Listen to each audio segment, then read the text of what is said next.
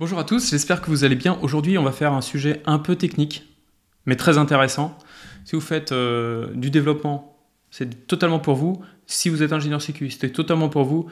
Si vous êtes un peu moins versé dans tout ce qui est technologique comme ça, vous allez peut-être être un peu perdu, mais ça peut néanmoins vous intéresser et je vous recommande vraiment de rester jusqu'à la fin de cette vidéo pour comprendre comment ça fonctionne. Vous allez voir, c'est beaucoup plus simple qu'on pourrait le penser et on est vraiment là pour démystifier le truc. Aujourd'hui, je voudrais vous parler de HTTPS. Vous connaissez tous, on vous dit toujours, si vous allez sur un site, il faut que ce soit en HTTPS.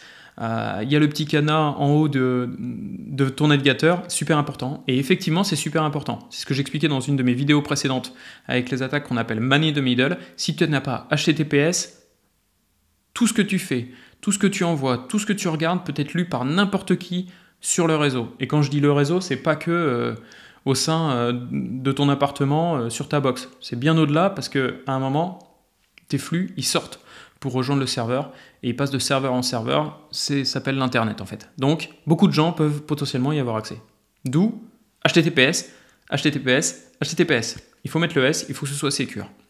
Et pour ça, je voudrais vous expliquer aujourd'hui la suite TLS et notamment le TLS Handshake. Qu'est-ce que c'est? Comment ça se passe au départ pour pouvoir chiffrer tous mes flux de données et que personne ne puisse voir ce qui se passe sur le réseau.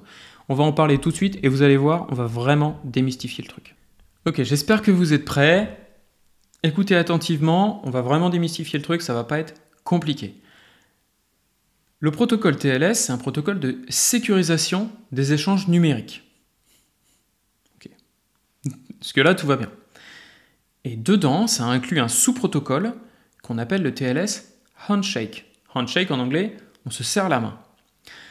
Ce sous-protocole, le TLS Handshake, a pour objectif en fait de permettre aux serveurs et aux clients de s'authentifier entre eux, de négocier un algorithme de chiffrement commun et une clé cryptographique avant que l'application ne transmette les données au serveur. L'idée derrière tout ça, c'est on se met d'accord sur tout plein de choses techniques, et ensuite on va faire tous les chiffrements qu'il faut, et on va se les envoyer, et l'un va pouvoir chiffrer pour que l'autre puisse déchiffrer. C'est pas anodin, ça demande 2-3 petites mises en place au départ, pour que justement ce soit vraiment sécurisé. Donc, on va être technique là. Le protocole TLS, c'est au même titre que TCP/IP, une suite protocolaire client-serveur qui est composée de 4 sous-protocoles. Et le sous-protocole Handshake a pour objectif la négociation. Il va négocier les algorithmes de chiffrement, qu'ils soient symétriques ou asymétriques, la longueur des clés en cas de chiffrement symétrique, les algorithmes de signature qu'on appelle HMAC, la fédération d'identité et optionnellement l'authentification du client par le serveur. Donc, comment ça se passe ? En fait, idéalement, client et serveur vont se mettre d'accord sur l'algorithme le plus puissant, l'algorithme de chiffrement le plus puissant qu'ils ont en commun.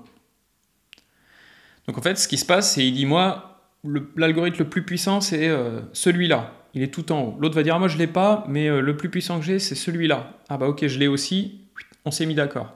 Donc c'est le plus puissant en commun. Meilleur algorithme de chiffrement, celui qui est avec les clés longues, qui est difficilement craquable par des attaquants. Donc voilà, la négociation des clés de chiffrement, ça fait exactement de la même manière, et l'authentification va être gérée par des certificats de type X509. Ok ? C'est pas très important tout ça, de savoir les nombres et tout ça, donc l'idée, voilà, c'est de comprendre qu'ils se mettent d'accord sur les trucs en commun les plus costauds, quoi, les plus stuffés. Quoi. Ok. Au départ, en fait, le client et le serveur, ils vont établir la connexion via des échanges SYN, Synchronize, et ACK, Acknowledgement, et des SYNAC, Synchronous Acknowledgement. Donc, bon, ils établissent la connexion entre eux pour savoir, ok, est-ce que je peux discuter avec toi et tout. Ensuite, il y a la table de négociation. Donc, le client va envoyer un message Hello client en clair au serveur qui contiendra ce que je disais tout à l'heure, la version de TLS la plus récente que lui-même peut utiliser, que le client peut utiliser, un message aléatoire, un random number, en anglais on dit, pour la signature des données, un identifiant de session et la suite d'algorithmes cryptographiques qui sont supportés par le client par ordre décroissant de préférence. Okay ?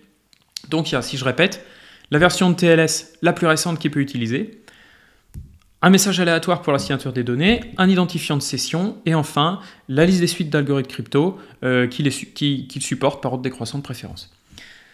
Donc ça, c'est le Hello client. C'est le client qui l'envoie. Le serveur va répondre avec un message Hello server qui va lui contenir la version TLS du client, le message aléatoire envoyé par le client, l'identifiant de session et la plus forte suite d'algorithmes de cryptographie commune entre le client et le serveur. S'ils n'arrivent pas à se mettre d'accord, la communication va s'interrompre. Okay. Une fois qu'on a négocié tout ça, qu'on a généré les clés de session, qu'on a bien authentifié le client, il y a le handshake TLS va s'arrêter. Le client va envoyer 2 messages change CyberSec qui finissent chiffrés et signés avec les clés qui ont été vues au départ pour indiquer que le tunnel TLS est établi. Le serveur fait de même et c'est la fin du handshake. À partir de ce moment-là, le client et le serveur peuvent communiquer en suivant les spécifications du protocole record, enregistrement, qui garantissent la confidentialité et l'intégrité de tous les messages échangés. La confidentialité, ça veut dire qu'on est bien dans le tunnel TLS et que personne ne peut le lire, et l'intégrité, c'est que personne ne l'a modifié depuis qu'il a été envoyé. Il y a des signatures dessus, le hashpack dont je parlais juste avant. L'idée derrière tout ça, c'est également que, en fait, ce qui va se passer, le client ou le serveur, quand ils envoient quelque chose, maintenant qu'ils se sont mis d'accord sur la suite cryptographique, les algorithmes, les nombres aléatoires et ainsi de suite, il va prendre son fichier qu'il veut envoyer ou son message, il va le compresser, utiliser un algorithme de compression sur lequel ils se sont mis d'accord, il va le chiffrer avec l'algorithme de chiffrement sur lequel il s'était mis d'accord, il va le signer, le message chiffré, pour dire voilà, il est comme ça, si c'est pas avec la même signature, ça veut dire qu'il a été changé par quelqu'un entre-temps, donc ça c'est pour garantir l'intégrité des messages, et il va l'envoyer au serveur, et ça va permettre ensuite au serveur de pouvoir vérifier son intégrité, est-ce que la signature est la bonne, donc c'est bien le bon message, il n'a pas été altéré, personne ne l'a changé. Ensuite, vu qu'il connaît l'algorithme de chiffrement, déchiffrement, qu'il a les bonnes clés pour faire ça, il va déchiffrer. Il s'était mis d'accord sur l'algorithme de compression, donc il sait lequel utiliser, il va décompresser les données, et après, il a les données en clair, il va pouvoir les lire. Il va pouvoir continuer comme ça à s'échanger des messages en utilisant ce genre de technique.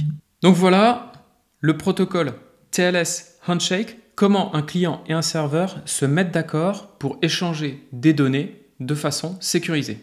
Je sais, c'est un peu compliqué. Il y a le schéma qui vous explique un petit peu le détail et qui permet de reprendre un peu tout ça. N'hésitez pas à poser toutes les questions que vous avez s'il y a des choses qui sont pas comprises, mal comprises. On pourra refaire une vidéo un peu plus détaillée, un peu plus peut-être haut niveau, ou au contraire on descend dans les couches parce que vous comprenez bien. Il n'y a pas de souci, dites-le dans les commentaires. D'ici là, portez-vous bien et on se retrouve très bientôt pour une prochaine vidéo. Allez, à la prochaine!